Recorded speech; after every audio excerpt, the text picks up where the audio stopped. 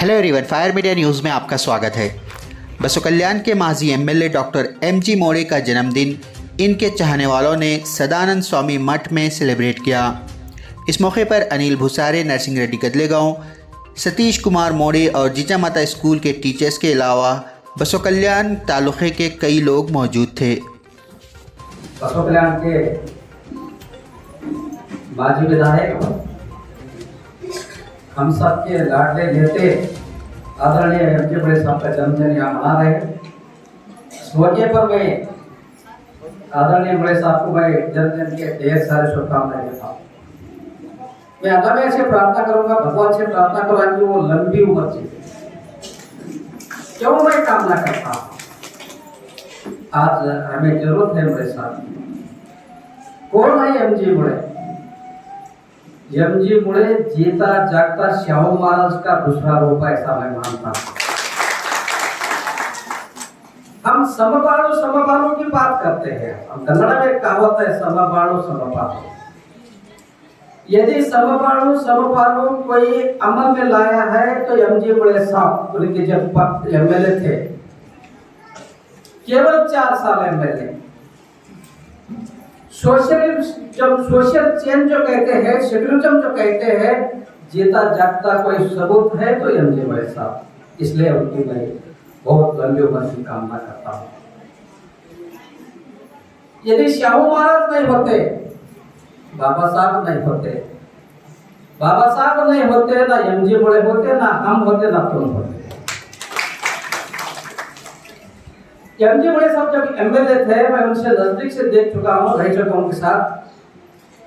एक मुसलमान का व्यक्ति जो एमएलए के बाद पोस्ट आता है तो बीडीए का चेयरमैन, वो वारिस अली को बनाए। समबाणु के बारे में बात कर रहा हूँ मैं।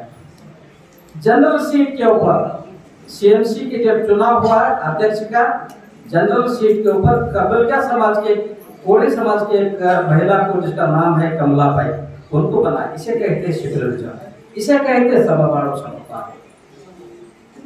ढोर समाज के एक हमारे ढोंडुपा अक्का, एक छोटा सा समाज, तो समाज के महिला को सीएमसी चेयरमैन बनाया। मुसलमान समाज के एक मडाला के आमिर साहब था, उनको तालुका पंचायत के अध्यक्ष बनाए थे। इसे कहते हैं समबाणु समता। ना मोड़े साहब के बाद पहले, ना मोड़े साहब के बाद आज तक कोई मुसलमान का अध्यक्ष, तालुका पंचायत अध्यक्ष नहीं बना। इसे कहते हैं समबाणु समता। इसलिए मैं मोड़े साहब को मैं लंबी उम्र की कामना करता हूँ। जरूरत है समाज को। आज मोड़े साहब है, उनका हमको कदर नहीं हो रहा है। यदि मोड़े साहब के बाद मोड़े साहब का कदर हमको मालूम होगा। आज जरूरत है मोड़े साहब के बाद कोई नेतृत्व लेने के। मैं हमारे अनिल भुसारे से मैं कहता हूँ, आप नेतृत्व के समाज को, जरूरत है समाज को आगे लेकर चलेंगे। आज हमें कभी कभी दुख होता है समाज के बारे में। 3% कह रहा है कि मराठा समाज को टिकट देने की जरूरत है। मराठा समाज बीदर जिले में 3 लाख लोग मराठा समाज है। बड़े दुख से के साथ कहना पड़ता है, एक भी टिकट नहीं मिला आपको, एक टिकट नहीं मिला। लाख मराठा, एक मराठा कहने से नहीं होता। लाख मराठा है अब, लेकिन एक नहीं है। आपको एक होना बहुत जरूरी होता है। केवल लाख मराठा और एक मराठा कहने से नहीं होता। अब इतिहास के मन में पलट कर देखो, इतिहास में जाओ, कौन थे शाहू महाराज ने रिजर्वेशन दे। आज वही मराठा समाज रिजर्वेशन के लिए गोलियां खाना पड़ रहा है महाराष्ट्र में। कर्नाटक में रिजर्वेशन की बात आते मराठों के दखलअंदाज नहीं होता। केवल एक ही व्यक्ति को मैं मानता हूँ मराठा समाज को लेकर। आज भी मोड़े का नाम आता है तो मराठा समाज का एक प्रतिनिधित्व के रूप में हमें दिखाई देते हैं। लोग कहते हैं मोड़े साहब पार्टियां बदलते हैं। यदि पार्टियां नहीं बदलते, आज से सृष्टि नहीं होती। लोग कहते हैं मोड़े साहब स्वार्थी है। मोड़े साहब स्वार्थी है या नहीं है, लेकिन इस स्वार्थ के पीछे समाज का हित छिपा हुआ है। समाज का हित छिपा हुआ है। शिव सृष्टि क्या है? शिवाजी महाराज से बचपन से लेकर उनका पूरा इतिहास बताता है, वो है शिव सृष्टि। बस में 10 एकड़ का जमीन 10 करोड़ रुपया शिव सृष्टि के लिए आया है, तो उसका श्रेय जाता है आदरणीय मुड़े साहब को। ये सच है। यदि आप नहीं समझेंगे, केवल क्षेत्रीय कहने लेने से समाज उद्धार नहीं होता। केवल बाइक पर हम छत्रपति लिखने से समाज का उद्धार नहीं होता। समाज के प्रति प्रेम रखना होगा, समाज के प्रति अपनापन जगाना होगा, तब जाकर मराठा समाज का अस्तित्व बचेगा। क्यों कह रहा हूं मैं भी क्षेत्रीय हूँ। हाँ, हर समाज क्षेत्रीय है। भोजन मंदिर समाज क्षेत्रीय है, कोड़ी क्षेत्रीय है, माड़ी क्षेत्रीय है, दलित क्षेत्रीय है, रट्टी क्षेत्रीय है। जब हम एक क्षेत्रीय दूसरे क्षेत्रीय को नहीं समझ पाएंगे, हमारा क्षेत्रीय अस्तित्व मिल जाएगा। इसलिए मैं मुड़े साहब की लंबी उम्र की कामना करता हूँ। कौन है मुड़े साहब? आपको मालूम है, जब क्षेत्रीय मराठा परिषद के अध्यक्ष बने थे, जब उन्होंने बेंगलुरु में 100 बेड्स का हॉस्टल उन्होंने स्टार्ट किए। 100 बेड का हॉस्टल, 100 बच्चे उस हॉस्टल में रहेंगे, वो भी मराठा समाज के। आज भी आपको मालूम है, आज भी बेंगलुरु में लेडी हॉस्टल का फाउंडेशन का उद्घाटन हो रहा है। उस उद्घाटन में भीमा रेड्डी गए हैं मुड़े साहब। वो है मुड़े साहब, वो है मराठा समाज के प्रतिबिंब। यदि मुड़े साहब नहीं होते,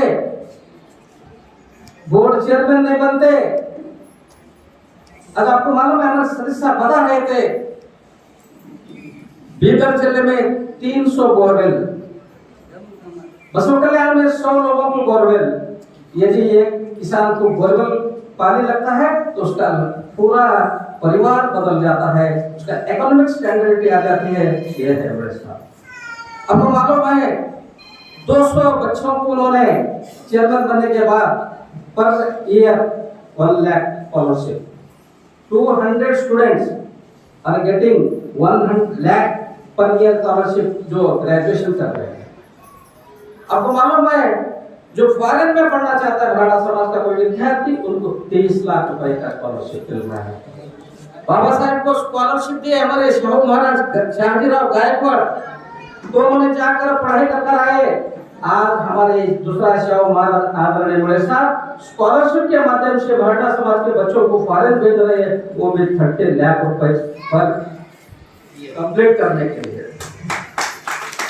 आज हमें इतना हमारी परिस्थिति आ गई, हमें अरे दूसरे साहब आप गलत मत समझो, मैं जो है बता रहा हूँ, अंदर भरत है मेरी, क्योंकि मैं भी एक मराठा समाज से संबंध रखने वाला हूँ। मेरी मातृभाषा मराठी है। आज मातृभाषा मराठी और मराठा का अस्तित्व क्या है? आज हम एक घर के लिए हमें घर, आश्रय घर मांगना पड़ रहा है। एक दौर था, हमारे साहब जो एमएलए थे, 10,000 घर दिए।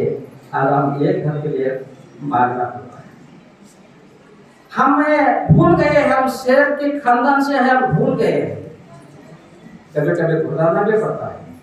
हम बकरियों की तरह, हम शेर हैं, हम भूल गए हैं। हम बकरी की तरह आवाज निकाल रहे हैं, हम शेर की आवाज निकालना बहुत जरूरी है। मुड़े साहब बता रहे थे, वो बताने का अंदाज अलग था। मैं आप लोगों से कह रहा हूं, जब तक आप जागेंगे नहीं, आपका अस्तित्व मिट जाएगा। जीते, ये सब जीते हैं, मरते हैं, जीते मरते जीते में जो किस तरह जीते हैं, स्वाभिमान से जीते हैं, वो अलग था। स्वाभिमान के लिए जीना, अपने समाज को ऊपर लाने की कोशिश करना। मैं इतना कहकर ज्यादा देर नहीं लेता, क्योंकि हमारे अनिल बशर साहब है, मैं अनिल बशर से विनती करता हूँ। कभी कभी मैं, हमारे पद्माकर पटेल साहब नहीं आएगा, बहुत अच्छा बात करते हो। तलवार की धार से, गोलियों की बुझार से बंदा डरता है तो परवरदिगार से। आपके तलवार को जंग लगे, मराठा समाज के तलवार को जंग लगे, धार लगने की जरूरत है आपको। जागो। मुड़े साहब का क्या हुआ गया, मुड़े साहब के बाद हुई नेक्स्ट दूसरा कौन है? हमारे अनिल साहब से मैं विनती करता हूँ, आप आगे आओ। समावेश समाज को मैं दुख से कह रहा हूँ, समावेश समाज को, ये भोला वाला समाज है। मराठा समाज इतना भोला वाला समाज है, दरिया दिली समाज है, इतना अच्छा समाज आपको नहीं मिलेगा। मैं मराठा समाज से विनती करता हूँ, जागो जागो। जब किसी को भी गए भारी साहब होते, किसी को भी लय भारी, अरे लय भारी तो तुम हो, लय भारी तो अनिल भुसारी जी है, किसी को लय भारी, अरे लय भारी तुम बनो, लय भारी हम बनो। इसलिए मैं कहता हूं आप लोगों से हाथ जोड़कर विनती करता हूं, बड़े साहब के इस जन्मदिन पर बड़े साहब रहेंगे या नहीं रहेंगे, शिव सृष्टि जरूर बनेगी। आंध्र से लोग आएंगे, महाराष्ट्र से लोग आएंगे, उस सर्वश्रेष्ठ को जब देखेंगे वो जरूर याद करेंगे कौन था वो फरिश्ता, शिव सृष्टि की मांग रखी थी, वो फरिश्ता है आदरणीय बड़े साहब। बड़े साहब को जानना होगा, बड़े साहब को पहचानना होगा, बड़े साहब के बाद अनिल भुसारी को पहचानना होगा, बड़े साहब के बाद पद्माकर पटेल को पहचानना होगा। लीडरशिप जिंदा रहना चाहिए। यदि बड़े मराठा की लीडरशिप खत्म हो गई, बड़े मराठा की अस्तित्व मिट गई। मैं इतना कहते हुए फिर एक बार मैं इस मौके पर आदरणीय बड़े साहब के जन्मदिन के ढेर सारे शुभकामनाएं देता हूँ। आप इतनी तादाद में आप महिला लोग पहली बार आए, उनको आशीर्वाद देने, आपका आशीर्वाद उनके साथ रहे, वो लंबी उम्र जिए, इस कामना के साथ फिर एक बार मैं सभी को आभार व्यक्त करते हुए मेरी बातों को विराम करता हूं। जय हिंद, जय शिवाजी, जय भवानी।